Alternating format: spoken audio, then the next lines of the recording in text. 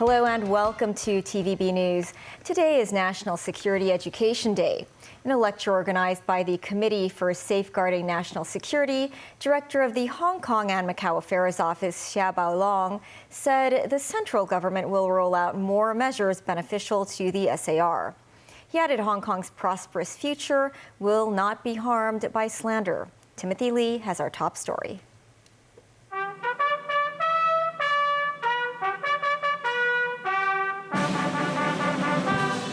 The city welcomed the National Security Education Day at an opening ceremony arranged by the government's Committee for Safeguarding National Security. Speaking via video link from Beijing, Director of the Hong Kong and Macau Affairs Office, Xia Baolong, mentioned the passing of legislation on Article 23 of the Basic Law last month and the important role it plays in the one country, two systems principle. 这是一国两制实践进程中 He said Hong Kong has bid farewell to violence and instability and cemented its place in history as a bastion of national security. Xia also dismissed criticisms made by foreign governments that the national security legislation would damage the city's business environment. He stressed the SAR remains as one of the best places in the world for conducting business and fulfilling dreams, adding that slanderous reports will not stop the city from reaching greatness. The director of Hong Kong and Macau Affairs Office also noted the central government will roll out more measures to help the city.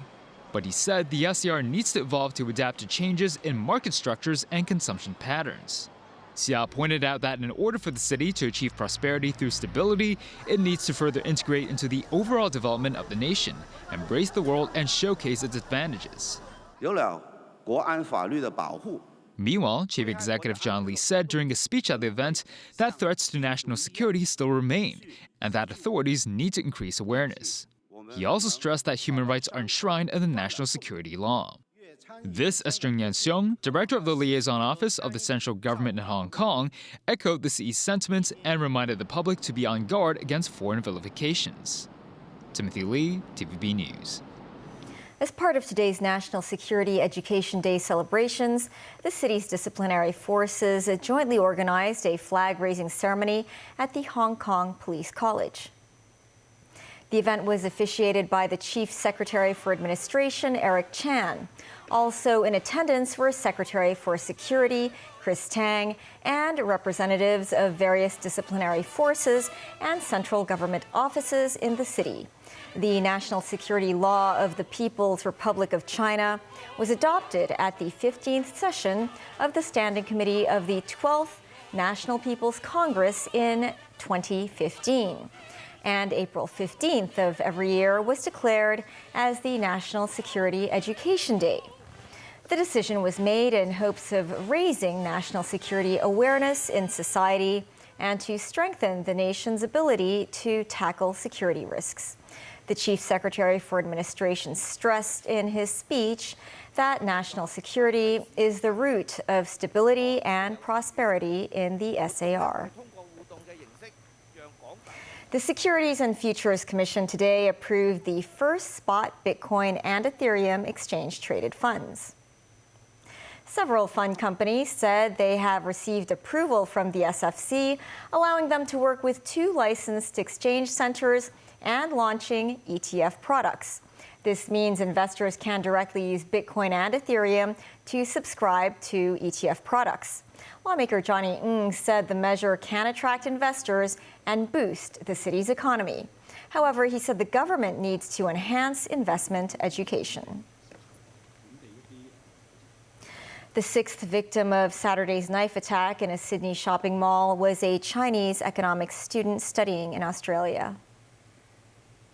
27-year-old Cheng Yi-Xuan was said to have been chatting with her fiancé minutes before Joel Cauchi carried out his attack. Cheng's family was informed on Sunday night after an agonizing wait. She was from Anhui province and was studying for a master's degree at the University of Sydney. The 9-month-old baby who was injured in the knife attack is no longer in critical condition. The The makeshift floral tribute to the victims continues to grow outside the Bondi Junction Mall and in other parts of the city. Australia's Governor-General laid flowers and paid tribute to the 5 women and a male security guard who were stabbed to death. The parents of the attacker have said they're sorry for what their son did and say it is likely he targeted women because of problems with mental health. This is so horrendous that I can't even explain it. You're trying to give you an intelligent conversation. I can't do it because I'm just devastated. I love my son.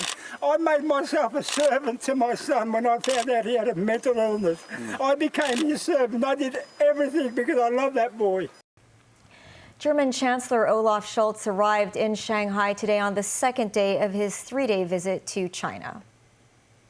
Scholz arrived in Shanghai from Chongqing, and he visited the Taicang Sino-German Innovation Park. He was accompanied by several ministers and business leaders of major companies such as Siemens, Bayer, Mercedes-Benz, BMW, and Zeiss. Amid tense economic relations between the two countries, Scholz said the European market should be open for Chinese cars, adding that competition should be fair. He said Germany and China must act against dumping, overproduction, and copyright infringements. China was Germany's top trading partner in 2023 for the 8th straight year, and there are more than 5,000 German companies operating in China. The hush money trial of former U.S. President Donald Trump is set to begin on Monday with jury selection. It's the first criminal trial of a former commander-in-chief and the first of Trump's 4 indictments to go to trial. In the lead-up, Trump has assailed the judge, his daughter, the district attorney, some witnesses, and the allegations, while blaming President Joe Biden as the force behind the trial. Trump has pleaded not guilty to 34 felony counts of falsifying business records as part of an alleged effort to keep stories about his sex life from emerging during his 2016 campaign. The charges center on $130,000 US in payments that Trump's company made to his then lawyer, Michael Cohen. That sum was allegedly paid on Trump's behalf to silence porn actress Stormy Daniels about an alleged affair. The entire world will witness the commencement of the very first Biden trial. They're all Biden trials, you know that, right? And I'm proud to do it for you. Have a good time watching. Have a good time watching. On Monday in New York City, I will be forced to sit fully gagged. I'm not allowed to talk. Can you believe it? They want to take away my constitutional right to talk. I have a crooked judge. This has never happened before, by the way. You do know that, right? The United Nations Secretary General says it is time to step back from the brink. Antonio Guterres warned that people of the Middle East face full-scale conflict if the situation between Israel and Iran is allowed to escalate. Israel and Iran's ambassadors both spoke at a hastily convened UN Security Council meeting where little agreement was reached. David Garrett reports. They are wrong. You are wrong. Tensions on all sides at a UN Security Council emergency session following Iran's attack. Israel's ambassador telling Iran directly they made a mistake. Gilad Erdan said he has been warning the world about Iran for too long. The world witnessed an unprecedented escalation that serves as the clearest proof for what happens when warnings aren't heeded. Israel is not the boy who cried wolf. We have been screaming from the rooftops for years, trying to wake up the international community, but to no avail. The UN Secretary-General fears a wider war and asks for maximum restraint. It's time to step back from the brink. It's vital to avoid any action that could lead to major military confrontations on multiple fronts in the Middle East. The US helped Israel in their defense and said the Council must condemn Israel's aggression and call for Iran and partners to cease attacks. If Iran or its proxies take actions against the United States or further action against Israel, Iran will be held responsible. The United States is not seeking escalation. Our actions have been purely defensive in nature. Iran said Israel's attack on its embassy in Damascus violated international law. They justified their retaliation outlined in Article 51 of the Charter of the UN. They do not want a wider conflict. Iran has no intention of engaging in conflict with the U.S. in the region. We demonstrated our commitment to peace by exercising our restraint about involving the U.S. Army in intercepting Iranian drones and missiles bound for military targets in the occupied Palestinian territories. Russian Ambassador Vasily Nebenzia said this did not happen in a vacuum, stressing steps undertaken by Iran were in reaction to the disgraceful inaction of the Security Council after the Israeli strike on Damascus.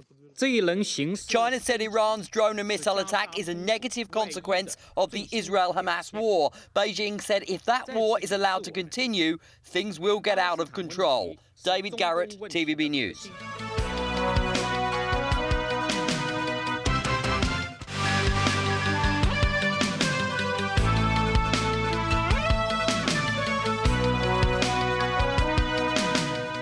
Welcome back.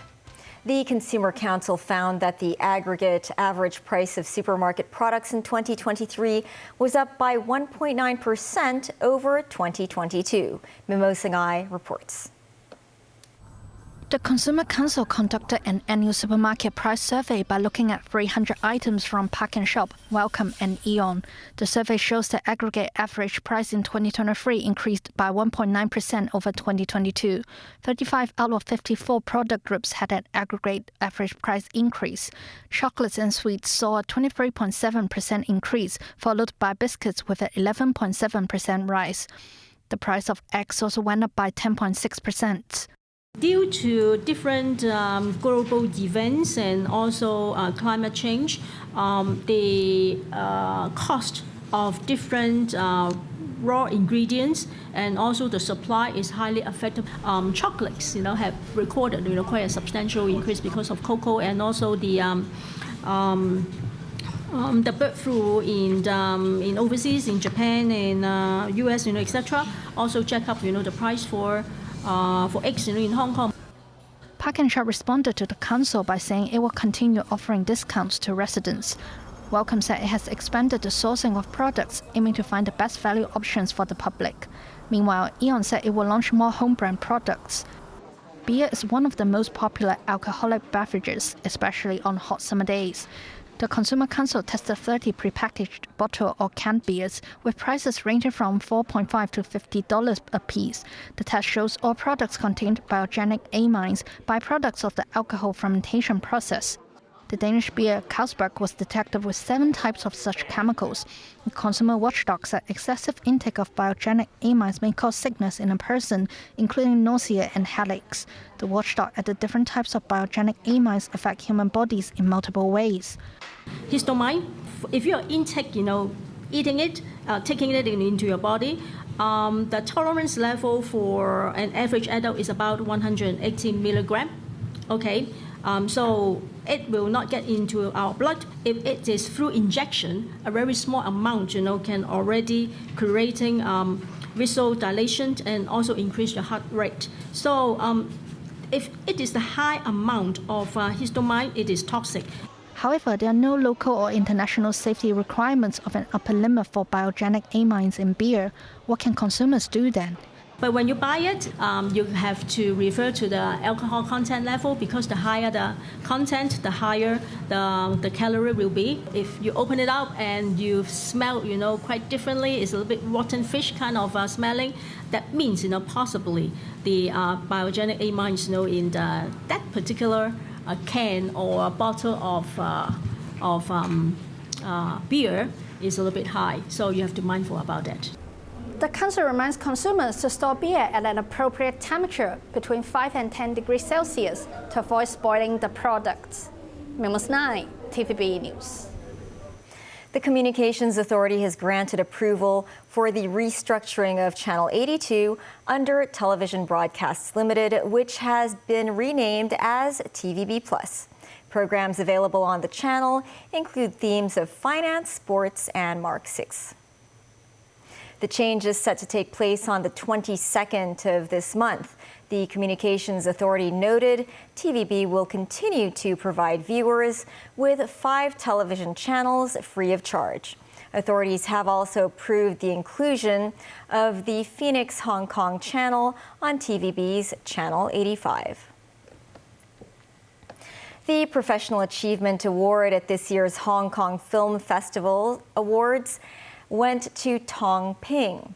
Our Jackie Lin spoke with a seasoned film costume assistant who shared her experience and hopes for Hong Kong's film industry after working behind the silver screen for nearly half a century.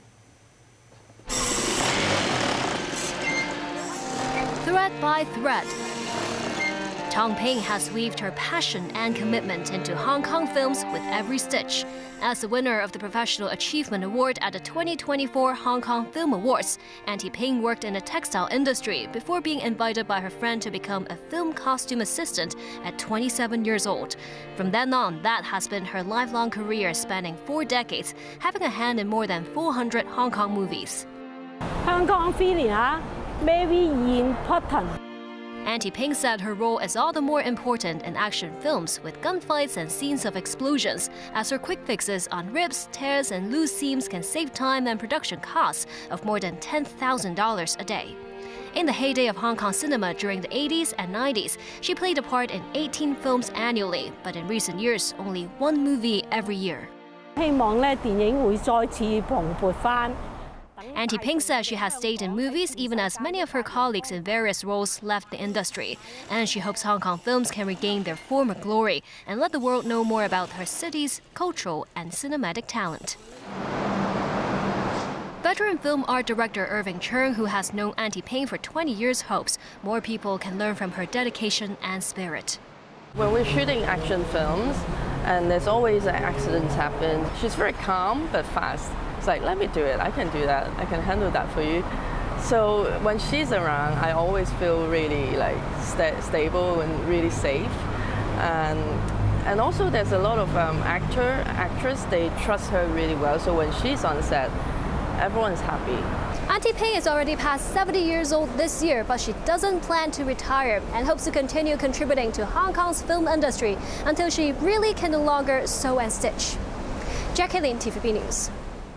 That's the news. Thanks for watching. Pearl Magazine is up shortly. Bye for now.